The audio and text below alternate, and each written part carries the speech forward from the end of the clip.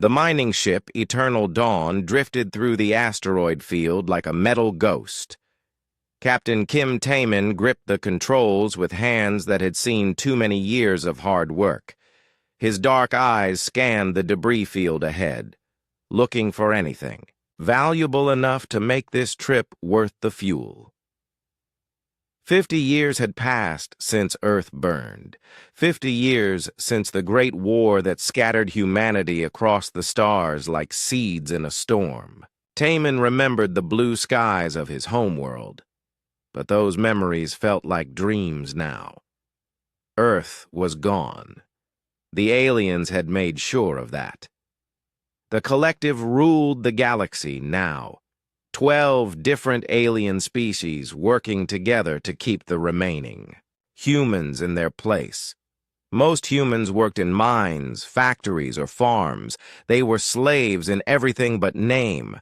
The aliens called them protected workers. But everyone knew the truth. Taman was one of the lucky ones.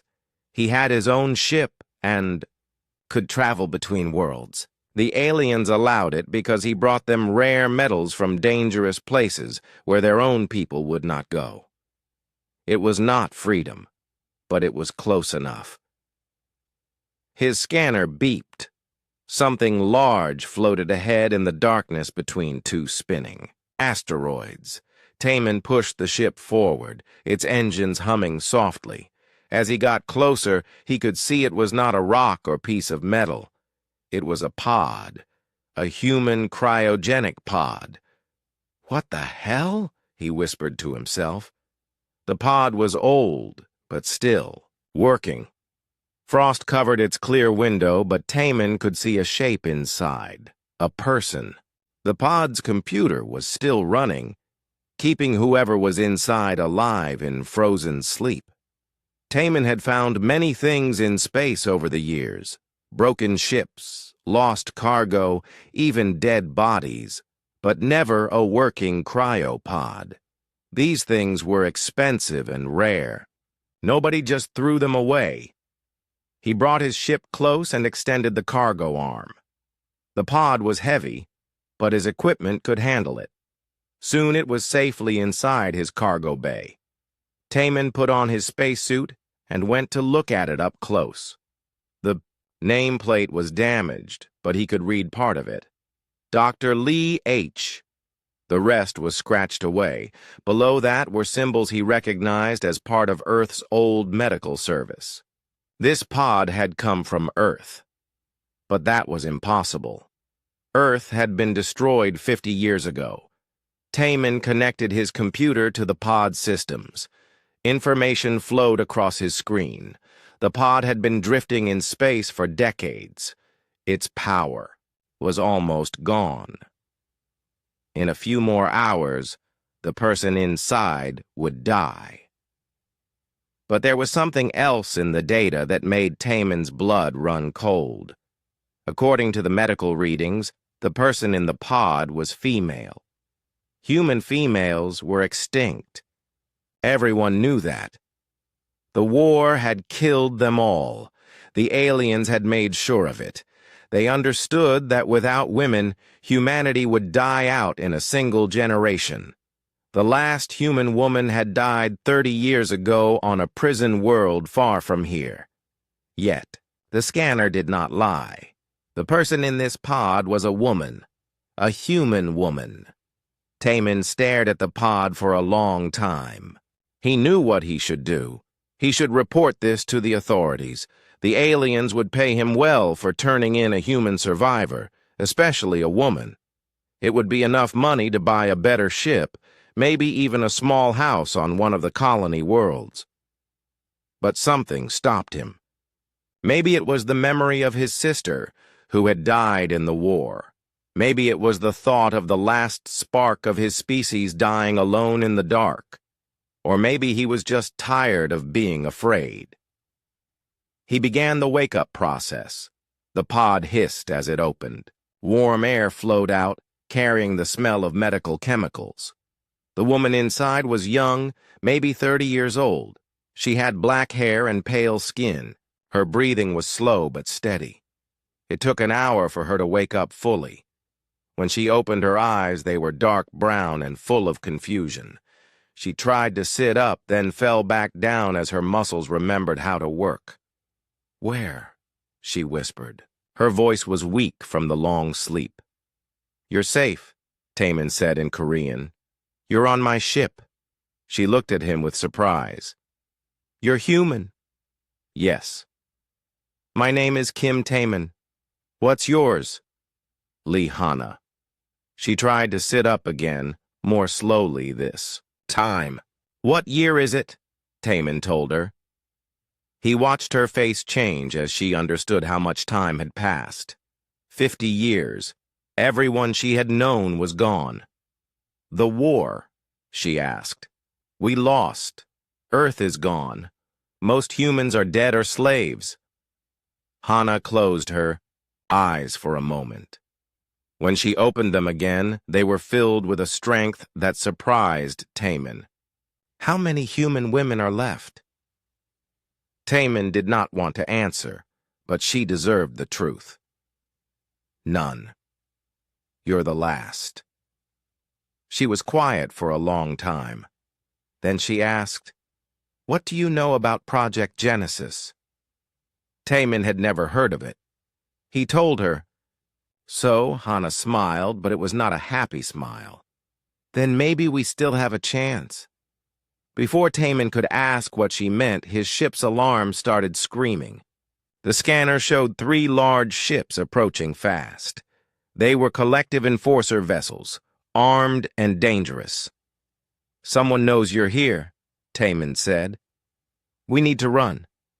But Hana was looking at the approaching ships with calm eyes. "No," she said. "I'm done running. It's time they learned what it means to face the last daughter of Earth." Taemin started his engines, but he could see it was too late. The enforcer ships were faster and had better weapons. They would be caught in minutes. "You don't understand," he said.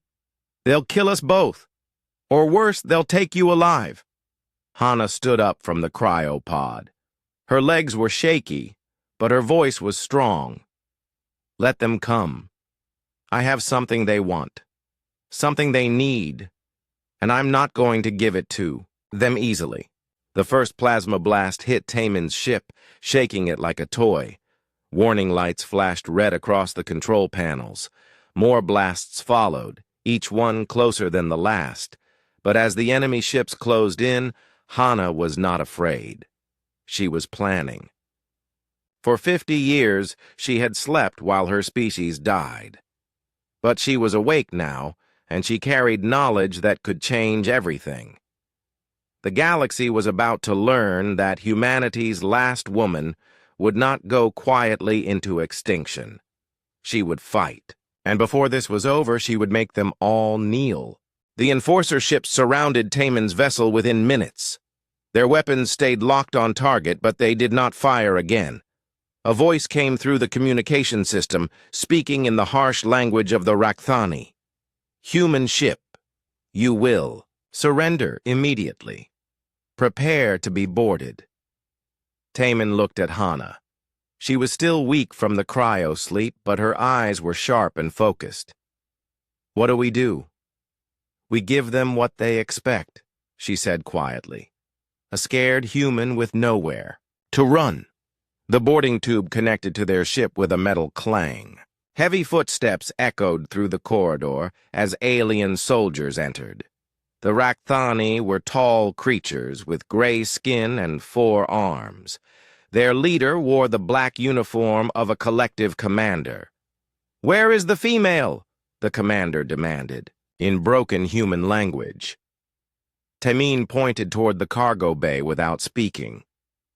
The soldiers moved past him, their weapons ready. They found Hana sitting beside the empty cryopod, looking small and helpless. But Taemin noticed something in her eyes. She was not helpless at all. She was watching, learning, planning. The soldiers took them both to the lead enforcer ship. It was massive compared to Taemin's mining vessel, The corridors were wide and cold, lit by blue lights that hurt human eyes. They were brought to a holding cell and locked inside. "Now what?" Taemin asked. "Now we wait," Hana said. "They'll take us to Nexus Prime. The Collective Council will want to see me in person." 3 days later, they arrived at the capital world of the alien empire. Nexus Prime was a city planet, covered from pole to pole with metal towers and glowing lights. Billions of aliens lived here, representing all 12 species that ruled the galaxy. The prison complex was underground, deep beneath the city. Taemin was taken to one cell, while Hana was brought to another part of the facility. He did not see her again for many hours. Far across the galaxy, in the archives of Nexus Prime, Park Min-ho was working his night shift. He was a thin man with tired eyes, one of thousands of human slaves who kept the Collective's records organized. The aliens were too proud to do such simple work themselves. Min-ho had been monitoring communications for months, looking for any sign of other humans who might be planning to resist. It was dangerous work. If the aliens caught him, he would be executed. But someone had to keep track of their scattered people. That night, he intercepted something that made his hands shake. Emergency messages were flying between the highest levels of alien government. The words were scrambled, but Min-ho had learned to read their codes. A human female had been captured, alive. Min-ho sat in the dark archive room, staring at the screen. It was impossible. All the women were dead. He had seen the records himself. The aliens had been very careful to make sure of it, but the messages were clear. They had her, and they were afraid. The next morning, Hana was brought before the Collective Council. The great chamber was built like an arena, with seats rising up in circles around a central platform. Representatives from all 12 alien species sat looking down at her. Chancellor Vex of the Rakthani spoke first. He was old and scarred, a veteran of many wars. "You are the last of your kind, human. Your species dies with you." Hana stood straight, despite her exhaustion. "Maybe, or maybe not." Supreme Admiral Korath of the Zalani leaned forward. The Zalani looked like giant insects with too many legs. "What do you mean?" "I mean I know things you don't," Hana said calmly. "I was part of a project before Earth fell. Project Genesis. We were working on something that could change everything." The aliens looked at each other. None of them had heard this name before. "What kind of project?" Chancellor Vex demanded. Hana smiled. It was a cold smile that made several aliens shift uncomfortably in their seats. "The kind that could save my species, or destroy yours." "You lie," said Emperor Zolthan of the Kentari.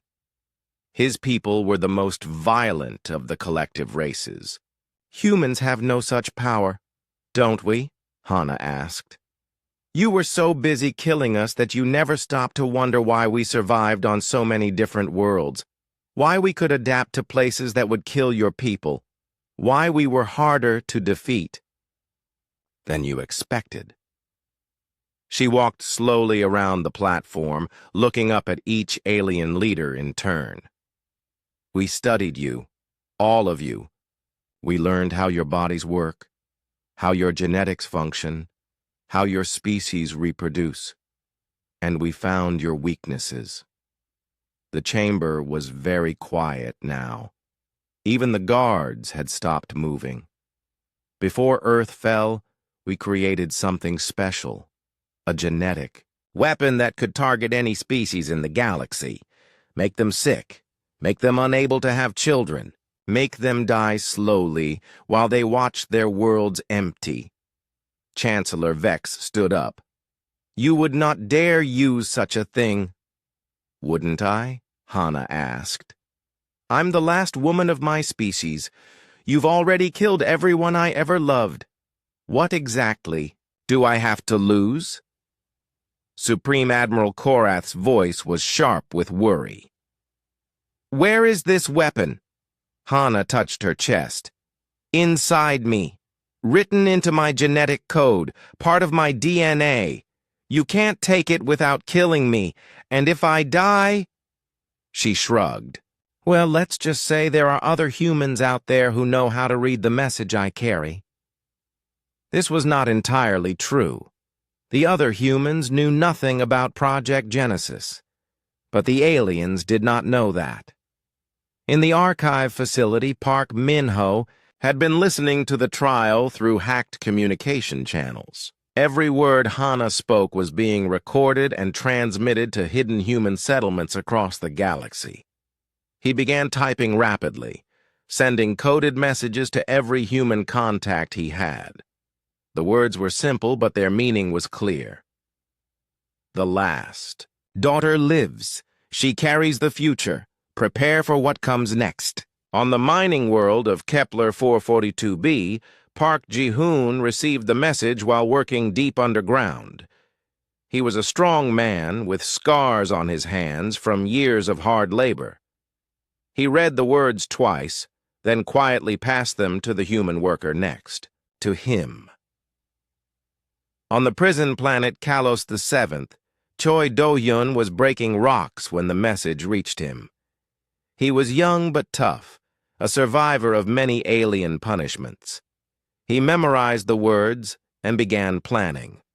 Across the galaxy, in mines and factories, and prison camps, humans were getting the same message. For the first time in 50 years, they had hope. Back in the council chamber, the alien leaders were arguing among themselves. Some wanted to kill Hana immediately. Others wanted to study her, to learn about this genetic weapon. A few suggested negotiating with her.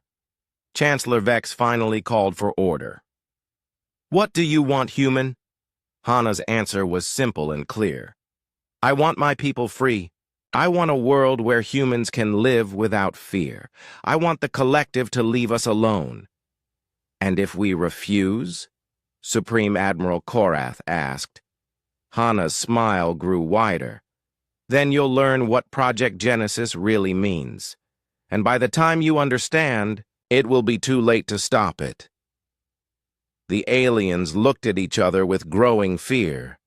They had spent 50 years believing humanity was finished. Now they faced the possibility that their greatest victory might become their greatest mistake. The last human woman stood alone before the most powerful beings in the galaxy, but she was not afraid. She had work to do. 3 days after her appearance before the council, Hana sat in her prison cell waiting. The aliens were arguing about what to do with her. She could hear their voices echoing through the corridors as guards changed shifts and officials hurried past. Some wanted her dead. Others wanted to study her. A few were already trying to make secret deals. That night, her cell door opened quietly. A figure in maintenance worker clothes slipped inside. It was a human man with quick eyes and steady hands. Lee Ji-ho, he whispered, giving his name. I'm here to get you out. Hana studied him carefully. How many? Enough, Ji-ho said. We've been building this network for 20 years, waiting for the right moment. He handed her a small device. Communication scrambler. They won't be able to track us for about an hour. They moved through the prison's service tunnels. Ji-ho had memorized every passage, every guard rotation, every security camera. Other humans joined them along the way. Maintenance workers, cleaning staff, food service people. The aliens never paid attention to human slaves, which made them perfect spies. Outside the prison, a stolen transport ship waited. Its pilot was Kim Taemin, who had escaped from his own cell 3 hours earlier. "Thought you might need a ride," he said with a grin. As they lifted off from Nexus Prime, alarms began screaming across the city. Within minutes, collective ships were chasing them. But Jiho's people had planned well. Fake transponder signals led the aliens in 12 different directions while the real ship slipped away through a cargo route. Their destination was an old mining station in the Outer Rim. It had been abandoned for years, but humans had secretly turned it into a base. When they arrived, Hana saw something that amazed her.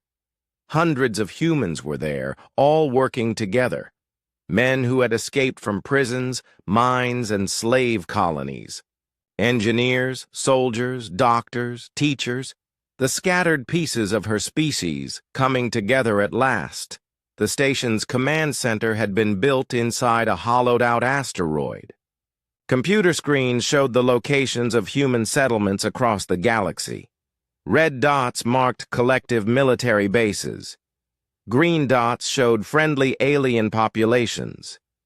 "How many of us are left?" Hana asked. "About 2 million, said Park Minho, who had arrived from the archives just hours before. "Scattered across 800 worlds. Most don't even know the others exist." Hana nodded slowly. 2 million was not many compared to the billions of aliens in the galaxy. But it was more than she had hoped. "What about Project Genesis?" Jiho asked. "Is it real?" Hana smiled. "Oh, it's real, but not exactly what I told the council." She explained the truth. Project Genesis was not a weapon designed to kill alien species. It was something much more sophisticated. Earth's scientists had spent decades studying alien biology, learning how their genetics worked. They had created a system that could modify alien DNA in very specific ways. "We can make them sick," Hana said, "but we can also make them healthy. We can give them longer lives, stronger bodies, better minds, or we can take those things away." The humans in the command center listened carefully as she continued. "The key is cooperation. The genetic modifications only work when species help each other. If they try to fight or dominate others, the benefits disappear. If they work together, everyone gets stronger." "So it's not really a weapon," Taemin said. "It's better than a weapon," Hana replied. "It's evolution, guided evolution that rewards peace and punishes war. But first, she needed to prove it worked. Their first target was the industrial world of Kepler 442b. The ruling species there were the Kentari, who used human slaves to mine rare metals. The planet's governor was especially cruel, even by collective standards. Hana and a small team landed on the planet in a disguised cargo ship. They made their way to the main mining complex, where thousands of humans worked in terrible conditions. Park Ji-hoon was there, along with many others who had received the coded messages. That night, Hana released her first Genesis agent into the planet's atmosphere. It was invisible and odorless, spreading quickly through the air and water systems. Within hours, every Kentari on the planet had breathed it in. At first, nothing seemed to happen. The aliens continued their normal routines. But 3 days later, the effects became clear. The Kentari were becoming infertile. Not permanently, but temporarily. Their doctors ran tests and found nothing wrong, but no new children were being conceived. Panic spread through their population, as they realized their species might be in danger. But there was a cure. The genetic modification would reverse itself if the Kentari began treating humans as equals instead of slaves. Better food, better living conditions, fair wages for work. The moment they started showing respect for human lives, their fertility would return. Governor Thek called an emergency meeting with his advisors. "What do they want?" he demanded. The answer came from an unexpected source. Human workers throughout the mining complex had organized themselves. They presented a list of demands: decent housing, medical care, education for their children, and the right to leave if they chose. "Give us what we ask for," said Park Ji-hoon, speaking for the human workers, "and your people will be fine. Refuse, and watch your species die out on this world." Governor Thek was furious, but he was also afraid. Reports were coming in from other Kantari colonies. The same thing was happening everywhere. Human populations were making demands, and alien fertility rates were dropping. On the water world of Altara 9, something different was happening. The native Keth species had been dying from a genetic plague for generations. Their population had fallen from billions to just a few million. Nothing their doctors tried could stop it. Hannah arrived on Altara 9 with a different kind of Genesis agent. This one was designed to help, not harm. She met with the Keth Council in their underwater city and made them an offer. "I can save your species," she said, "but only if you promise to treat humans as friends, not enemies." The Keth were desperate. They agreed immediately. Within a week of releasing the healing agent, young Keth who had been sick their whole lives were getting better. The genetic plague that had threatened to destroy their civilization was being cured. News of the miracle spread across their ocean world. But more importantly, it spread to other alien species. Back on Nexus Prime, Chancellor Vex was receiving reports from across the galaxy.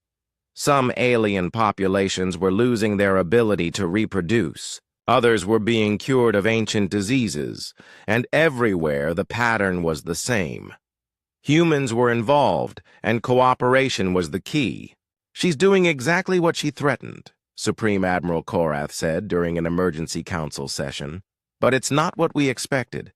Emperor Zolthan was still calling for military action. We should hunt her down and kill her." "And then what?" asked Chancellor Vex. "How many of our worlds are already affected? How many more will be if she dies?" The truth was becoming clear. Hana had not just threatened them with destruction, she had offered them evolution, a chance to become better than they were. But only if they were willing to change how they treated other species. Some alien leaders were beginning to listen. The Voltani were the first to break ranks. They sent secret messages to human settlements on their worlds, offering negotiations. The Keth followed, publicly announcing their alliance with humanity. Even some Rakthani were questioning whether their empire's policies were worth the risk of species extinction. For the first time in 50 years, aliens were afraid of humans. Not because humans were strong, but because they offered something more powerful than weapons. They offered the future. And Hana was just getting started. The collective was breaking apart. What had started as a few worlds questioning their policies had become open rebellion. 6 months after Hana's escape, entire star systems were declaring independence from the central government. The Voltani were the first to make an official alliance with humanity. Their ambassador, a tall blue-skinned being named Kess, met with Hana aboard the stolen dreadnought Prometheus Rising. The ship had been captured during a raid on a collective supply depot, and Lee Jiho had turned it into a mobile base for human operations. "My people offer you sanctuary," Ambassador Kess said. "Our worlds are open to human refugees. In return, we ask for your help with our fertility crisis." The Voltani had been struggling to have children for decades. Their population was slowly declining, and their scientists could not find the cause. Hana studied their genetics and found the problem. Their DNA had been damaged by radiation from their industrial processes. "I can fix this," she told the ambassador. "But not just for you. For any species willing to work with humans as equals." The Genesis cure she developed for the Voltani became a template for helping other alien races. Word spread quickly. Species that had suffered from genetic problems for generations suddenly had hope for the future. But not everyone was ready to accept change. Emperor Zoltan of the Kantari assembled the largest military fleet in collective history. 3,000 warships carrying enough firepower to destroy entire solar systems. His target was the Voltani homeworld, where humans had established their first major colony since Earth's fall. "We will end this madness," he declared to his generals. "Humanity will remember its place, or humanity will die." The Kantari fleet jumped into the Voltani system expecting an easy victory. What they found was something unprecedented in galactic history. The Voltani fleet was there, as expected. But so were ships from a dozen other species. The Keth had sent their bioships, living vessels grown from coral and powered by algae. The Zalani contributed their fast attack craft. Even some Rakthani captains had defected from the collective, bringing their heavy cruisers to defend the humans. Supreme Admiral Korath, commanding the defense, sent a message to Emperor Zoltan. "This is not a human colony you're attacking. This is an alliance. Attack us, and you attack all of us." Zoltan's response was to open fire. The battle that followed was unlike anything the galaxy had ever seen. It was not just humans fighting aliens, or even one species fighting another. It was two completely different ideas of how the galaxy should work. On one side was the old way, the strong ruling the weak, species competing against each other, cooperation only when convenient. On the other side was something new, different. Species working together, sharing knowledge and resources, building something bigger than any of them could create alone. The fighting raged for 3 days. Zoltan's fleet was larger and had better weapons, but the Alliance forces fought with desperate courage. They were protecting not just their homes, but their hope for the future. On the second day of battle, something happened that changed everything. Hana, watching from the command deck of the Prometheus Rising, made a decision that would shock both sides. She activated Genesis protocol across the entire star system, not targeting any specific species this time, not as a weapon or a cure. Instead, she released something that had never been tested on such a scale, a genetic enhancement that would affect every living being in the system. The change was immediate. Pilots on both sides found their reflexes faster, their thinking clearer. Engineers could solve problems they had struggled with for years. Doctors could see diseases that had been invisible before. But there was a catch. The enhancement only worked when people cooperated with others. Soldiers who fought together became stronger and smarter. Those who fought alone became weaker. Emperor Zoltan watched in horror as his own crews began to struggle. Their coordination fell apart. Their weapons became less accurate. Ships that had worked perfectly for decades started having problems. Meanwhile, the Alliance forces grew stronger by the hour. Human and alien crews working together found they could do things that should have been impossible. Their ships moved like they were thinking together. Their tactics became brilliant beyond anything their individual species could have managed. By the third day, Zoltan's mighty fleet was in full retreat. But the real victory was not military. It was what happened next. Captains from the retreating Kantari fleet began sending secret messages to the Alliance. They had felt the difference the genetic enhancement made. They had experienced what it was like to work with others instead of just taking orders. "We want what you have," one message said. "We want to be part of this." Within a week, half of Zolthan's fleet had defected. The Emperor found himself with barely 1,000 ships, facing a growing coalition that now included many of his own former officers. Back on Nexus Prime, the collective council was in chaos. Chancellor Vex called for emergency sessions, but fewer. Species were sending representatives. The Voltani had officially withdrawn. The Keth had declared their independence. Even some Rakthani systems were talking about leaving. "We are facing the end of our civilization," Supreme Admiral Korath warned the remaining council members. "Not through conquest, but through obsolescence.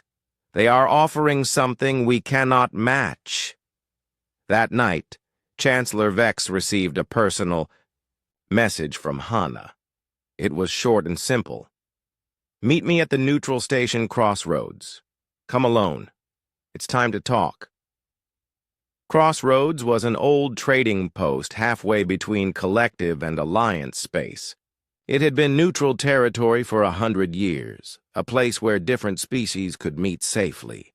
Vex arrived to find Hana waiting for him in the station's main conference room. She looked different than she had in the council chambers months ago. Stronger, more confident. Behind her stood representatives from a dozen alien species, all wearing the same expression of quiet determination. "Chancellor," Hana said politely, "thank you for coming." "What do you want?" Vex asked. "The same thing I've always wanted. For my people to be free. For all people to be free." She gestured to the aliens behind her. "These species have chosen cooperation over domination.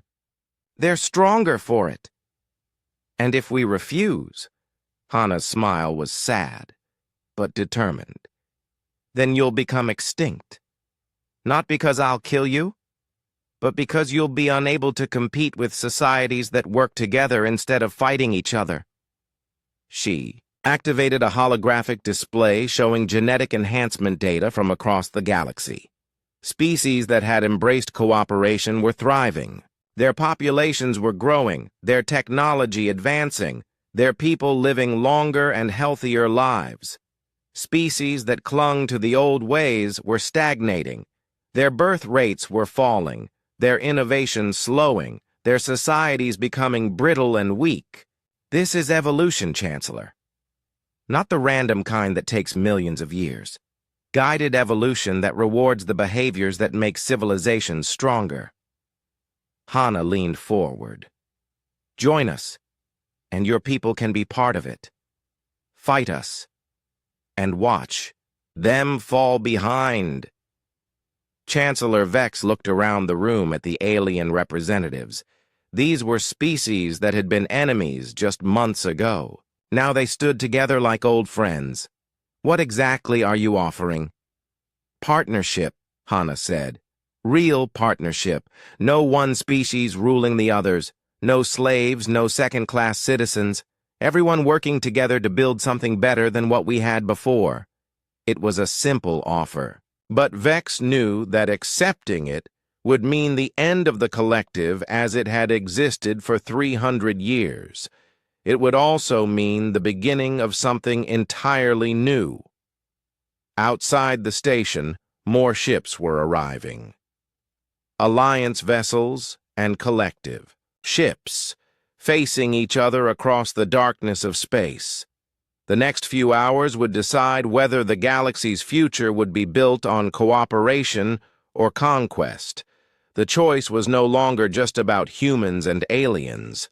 It was about what kind of civilization they all wanted to create. 1 year later, Hana stood on the observation deck of New Earth Station, watching the first human children born in 50 years play in the recreation area below. Their laughter echoed through the corridors, a sound that had been missing from the galaxy for too long. The station orbited a blue-green world that reminded her of old Earth. The planet's surface was still being prepared for settlement, but already thousands of humans had returned from across the galaxy. Men who had spent decades as slaves were now free citizens, helping to build a new home for their species. But New Earth was not just a human world. Voltani engineers worked alongside human construction crews.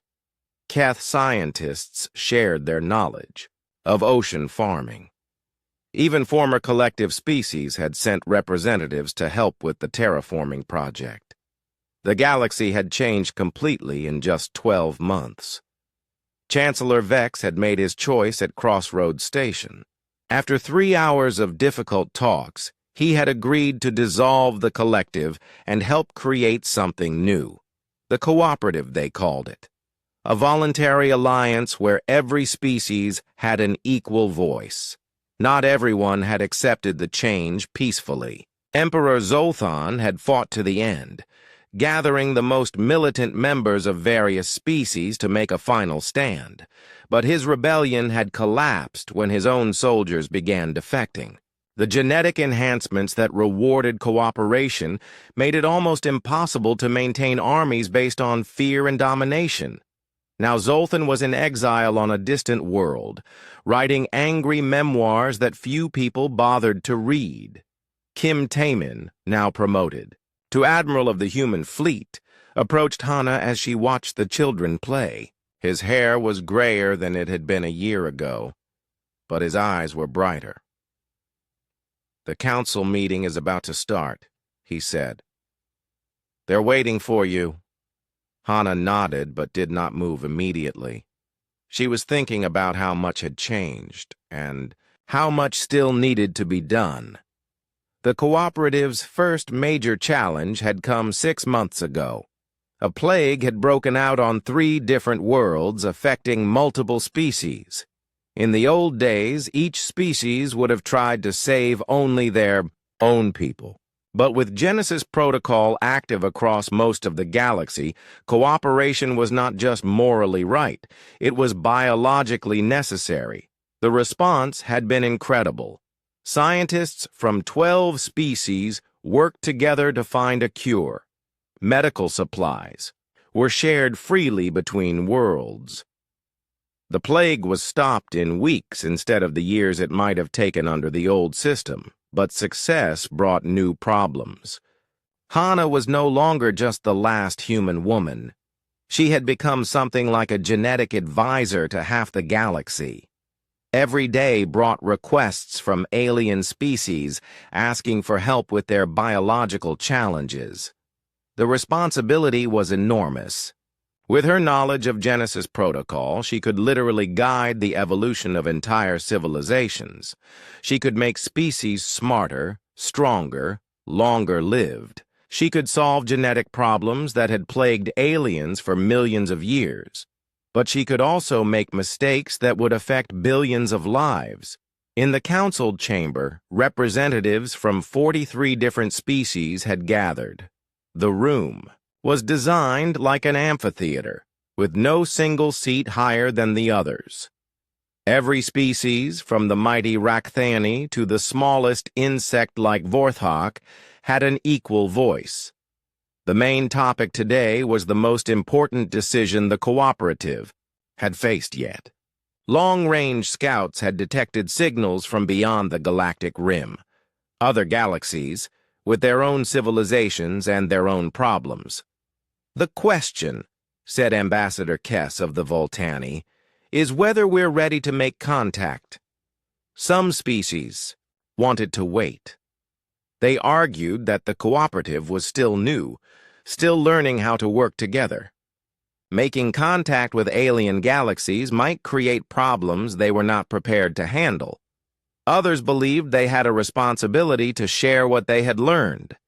Genesis Protocol could help species in other galaxies just as it had helped here. Hannah listened to the debate for 2 hours before speaking. When she finally stood up, the chamber became quiet. "A year ago," she said, I was the last woman of a dying species. Today, human children are being born again, not just because we survived, but because all of you chose to help us survive." She looked around the chamber, meeting the eyes of representatives from species that had once been enemies. Genesis Protocol is not just about making individual species stronger. It's about making all life stronger. About proving that cooperation works better than competition, that building together works better than fighting alone. She paused, thinking. About the children playing outside. If there are other galaxies out there struggling with the same problems we once had, don't we have a duty to help them? Not to conquer them or control them, but to show them there's a better way? The vote was close, but in the end the decision was to make contact. A joint expedition would be organized, with representatives from every major species in the cooperative. After the meeting, Hannah returned to her laboratory in the station's science section. Her work was never finished. Today she was studying genetic samples from a newly discovered species, the Keth, who lived in the dense asteroid fields of the outer rim. They had problems with bone density that made it difficult for them to live on normal planets. Park Minho entered the lab carrying a data pad. He had become her chief research assistant, using his skills with information management to help coordinate Genesis research across multiple worlds. The deep space probe from the Zelani just sent back some interesting data, he said. There are definitely intelligent signals coming from the Andromeda galaxy, multiple species probably dealing with some kind of crisis. Hannah looked at the data carefully. The signals were fragmented, but they showed signs of war and genetic instability. Another galaxy where species were fighting each other instead of working together. "How long to prepare an expedition?" she asked. 6 months, if we push hard. The new ships can handle intergalactic travel, especially with the improved crew coordination that Genesis Protocol provides. Hannah smiled, remembering her first meeting with Taman in his old mining ship. Back then, humanity had been scattered and hopeless. Now they were part of something that spanned multiple galaxies. Her personal communication device chimed. The message was from Captain Lee Suman of the exploration vessel New Horizon. Suman had been exploring the far edges of their own galaxy, looking for new worlds to colonize. "Dr. Lee," the message said, "you need to see this. We found something incredible out here. Ruins. Ancient ruins that predate any known civilization. And the genetic markers we're finding suggest that humans might have been in this galaxy a lot longer than we thought." Hannah stared at the message. For a long time, if humans were not native to this galaxy, where had they come from? And why had they developed the unique genetic adaptability that made Genesis Protocol possible? Outside her laboratory window, the stars stretched away in all directions. Somewhere out there were answers to questions she had not even known to ask. Other galaxies, other civilizations, other challenges that would test everything the cooperative had learned. But she was not afraid. A year ago, she had been alone, the last of her kind. Now she was part of something larger than any single species. The galaxy had not knelt to her through force or fear. It had knelt through recognition of a simple truth. They were all stronger, together than they could ever be apart. The future was vast and uncertain, full of mysteries and challenges. But for the first time in 50 years, humanity was not facing it alone. They had allies, friends, partners in the great work of making life better for everyone. And somewhere in the play area below, human children were laughing again, growing up in a galaxy where cooperation had replaced conquest, where different species worked together to build something better than any of them could create alone. The last human woman had kept her promise. She had made the galaxy kneel, not to humanity, but to the idea that all life was precious, and all species were stronger when they worked together. The age of isolation was over. The age of cooperation had begun.